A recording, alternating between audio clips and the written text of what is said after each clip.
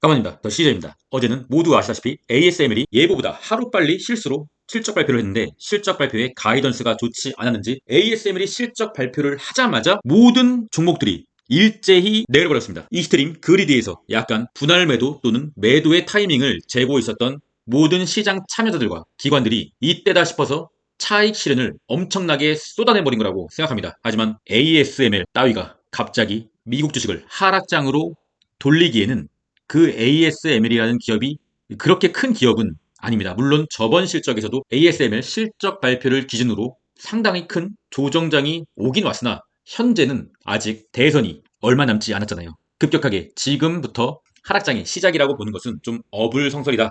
하지만 이 필라델피아 반도체는 또 도가 지나치게 내리네요. 공포지수는 급격하게 내려오면서 69. 그래도 아직도 탐욕의 구간이라는 거. 푸덴크롭션은 생각보다 많이 오르지 않으면서 그래도 여전히 강세의 장을 뜻하는 0.70에 머물러 있네요. ASML은 예보보다 빠른 어제 실적 발표를 내고서 바로 또 내려버렸지만 이미 시장은 큰 타격을 받았고요. 우리가 이제 나스닥의 기술적인 반등을 기대해봐야 될 것은 TSMC와 넷플릭스밖에 없는 것이죠. 개인적으로 TSMC와 넷플릭스의 실적은 좋게 나올 것이라고 생각하고 있으나 워낙에 투심이 확 꺾여버려서 어떻게 될지는 두고 봐야 될 것입니다. 환율은 살짝 내려오는 모습. 다행이네요. US 나스닥 지수차트 일봉입니다. 현재 상당히 어제 급락이 나오면서 일어날 수 있는 최악의 경우의 수가 나온 거죠. 5일선을 이탈하고 단기적인 상승 추세 빨간색 라인마저 이탈을 하였다. 그렇다고 하면 안타깝게도 이 빨간색 라인은 이제 저항으로 작용하게 된다. 단기 물량을 보유하고 계신 분들은 나스닥이 빨간색 선까지 반등이 나온다고 하면 결정을 하셔야 될 것 같습니다. 이대로의 수익에 만족할 것인지 아니면 추후에 나올 조정까지도 감안한 채 중장기 투자로 스윙 전환을 할지 이제는 머릿속에 여러 가지 경우의 수를 넣어야 되는 아주 심각하고 복잡한 상황이 되어버렸네요. 이 개같은 ASML 때문에요. 그래도 여전히 21선과의 간격은 좀 남아있다. 통상적인 강세장은 21선에서 반등이 나올 수가 있다. 이때도 21선을 지지하고 반등, 최근에도 21선을 지지하고 반등이 나오지 않았습니까? 모든 것이 끝난 것은 아닙니다. TQQQ도 21선을 얼마 남지 않은 지점까지 확 내려주는 모습. 좀 쉽지 않은 캔들이 나온 것은 맞습니다. 5일선을 이탈해줬기 때문이죠. 엔비디아는 ASML의 실적과는 좀 다른 이유로 내린 것 같은데 뭐 어쨌거나 저쨌거나 5일선을 크게 이탈해줬기 때문에 추가적인 하락도 예상은 해봐야 된다. 지지선은 올라오고 있는 지지선, 검정색 라인에 지지선이 있다. 간격은 좀 크다.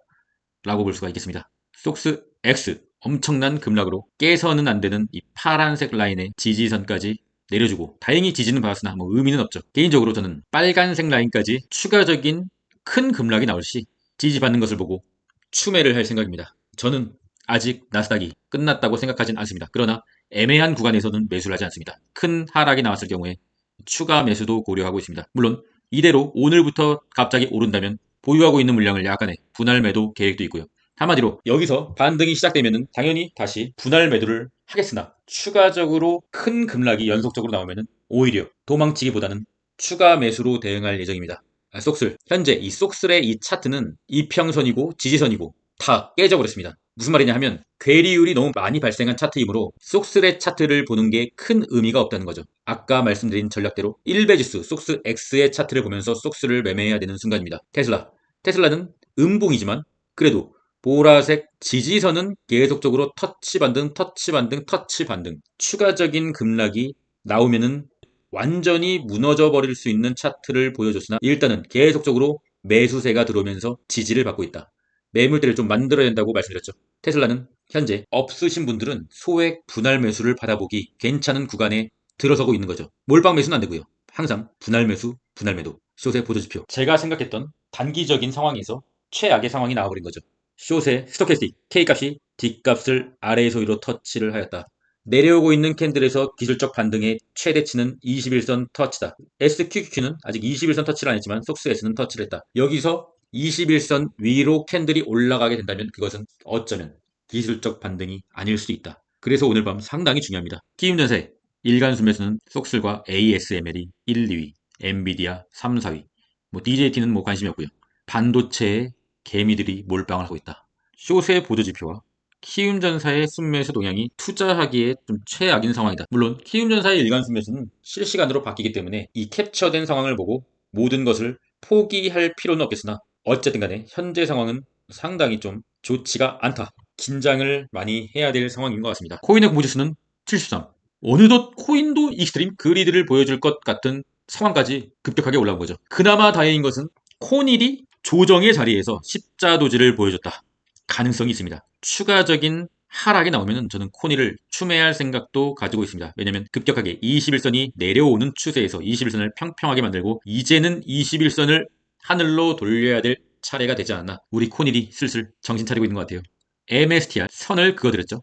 추가적인 하락이 나오고 이 빨간색 선에서 지지를 받는 흐름이 나온다. 그러면은 다시 MSTR의 단기 물량을 넣어볼 생각을 갖고 있습니다. 현재는 일단 관망 중에 있고요. 비트코인의 일봉. 비트코인 뭐 상당히 지금 흐름 자체는 좋습니다. 하지만 코인의 공포지수가 곧 있으면은 익스트림 그리드가 될 수 있는 상황이죠. 그렇기 때문에 이제 와서 비트코인을 급격하게 올인할 때는 절대 아니죠. 수많은 기회가 있었잖아요. 2달 동안요. 저는 이 구간 동안 약간의 소액씩 비트코인 레버리지를 추매를 계속적으로 진행했었고요. 현재는 비트코인 관련으로 봤을 때 모든 물량이 일단 나쁘지 않은 수익권에는 와 있습니다. 이제는 상승을 즐겨볼 차례이지만 너무 두려우신 분은 비트코인 레버리지를 약간의 익절을 하셔도 뭐 나쁘진 않을 것 같습니다. 왜냐하면 단기적인 조정을 참지 못한다고 하면 어제 나스닥과 같은 똑같은 일이 벌어졌을 때 엄청난 멘탈의 타격을 받을 수 있기 때문입니다. 하지만 더시저는 여러분들이 생각하는 그런 멘탈이 아니에요. 더시저는 홀딩한다. 이더리움의 일봉. 이더리움도 슬슬 뭔가 제정신으로 올 수 있는 상황으로 좀 전개되고 있다. 일단은 일목균형표 이 그물대를 좀 옆으로라도 좀 이탈을 해줘야 이 구간 아무도 없는 구간 이 도래할 수가 있다. 좀 더 기다려봤다가 다시 한번 약간의 조정을 보여주면 이더리움도 추매할 생각을 갖고 있습니다. 현재는 뭐 일단 기다려보는 거죠. 더 시저스 멤버십에 거북이님, 바나나우유님 새로 또 가입을 해주셨네요. 상당히 감사드리고요. 최선을 다해서 여러분들의 계좌에 도움이 될 수 있도록 노력해보겠습니다. 멤버십에 관심 있으신 분들은 고정 댓글 링크를 확인해주시고 상당히 멘탈이 강하다. 나는 일희일비하지 않는 장기 투자 성향이다. 그럼 장교 멤버십 단타도 좀 병행하면서 차트도 좀 배워보고 싶다. 그럼 UDT 멤버십을 가입해주시면 최선을 다해보도록 하겠습니다. 오늘도 뭐 가볍게 찔끔 단타나 성공했잖아요. UDT 여러분. 성공은 남이 평가하는 일이 아닙니다. 나는 신나게 최선을 다해서 살 뿐이다. 그럼 전 끝까지 했습니다. 이상입니다.